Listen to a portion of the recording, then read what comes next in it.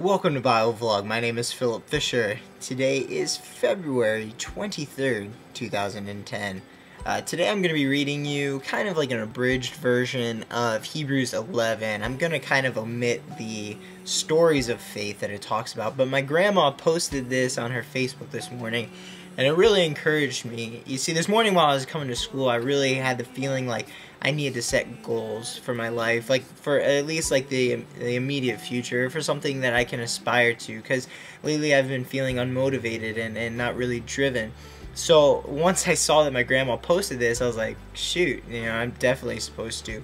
So I'm going to be reading for you guys Hebrews 11 from the New Living Translation, and I'm going to be skipping the stories, but you guys, I'll put a link in the sidebar so you guys can go to it and read it for yourself. So here we go. Faith is the confidence that what we hope for will actually happen. It gives us assurance about things we cannot see. Through their faith, the people in days of old earned a good reputation. By faith, we understand that the entire universe was formed at God's command, that what we now see did not come from anything that can be seen. It was by faith, and then it goes into all the stories, and so I'll kind of skip down and it talks in 13. I'll start up again. All these people died still believing what God had promised them. They did not receive what was promised, but they saw it all from a distance and welcomed it. They agreed that they were foreigners and nomads here on earth. Obviously, people who say such things are looking forward to a country they can call their own. If they had longed for the country they came from, they could have gone back.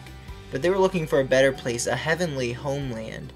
That is why God is not ashamed to be called their God, for He has prepared a city for them. Once again, it goes into more stories that are awesome, and I encourage you guys to read them. But I'm going to stop. I'm going to continue at 32 and finish to the end. And it says, how much more do I need to say? It would take too long to recount the stories of the faith of Gideon, Barak, Samson, Jephthah, David, Samuel, and all the prophets. By faith, these people overthrew kingdoms, ruled with justice, and received what God had promised them. They shut the mouths of lions, quenched the flames of fire, and escaped death by the edge of the sword. Their weakness was turned to strength. They became strong in battle and put whole armies to flight. Women received their loved ones back again from death. But others were tortured. Refusing to turn from God in order to be set free, they placed their hope in a better life after the resurrection. Some were jeered at and their backs were cut open with whips. Others were chained in prisons. Some died by stoning it. Some were sawed in half, and others were killed by the sword. Some went about wearing skins of sheep and goats, maybe even alpaca, destitute and oppressed and mistreated. They were too good for this world, wandering over deserts and mountains, hiding in caves and holes in the ground. All these people earned a good reputation because of their faith, yet none of them received all that God had promised. For God had something better in mind for us, so that they would not reach perfection without us. And it brings about a great point. It brings about the idea that we need to have faith in what God has instilled in us and what God has spoken to us.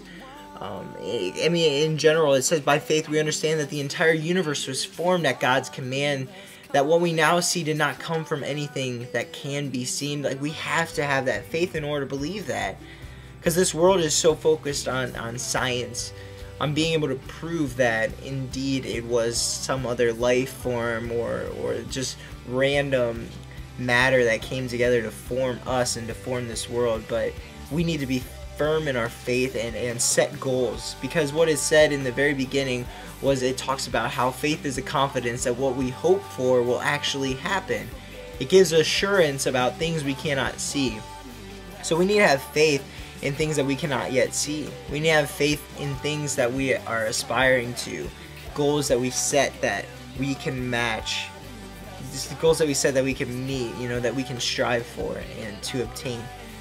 So I want you guys to think about some goals that you could set, and I'm going to be thinking about some that I can set, and I'll be letting you guys know what I decide, and I hope that you guys let me know what you guys can decide too, because it's important to have motivation for God's kingdom. But I will be seeing you guys soon. Have a wonderful day. God bless you, and I'll talk to you tomorrow. Bye.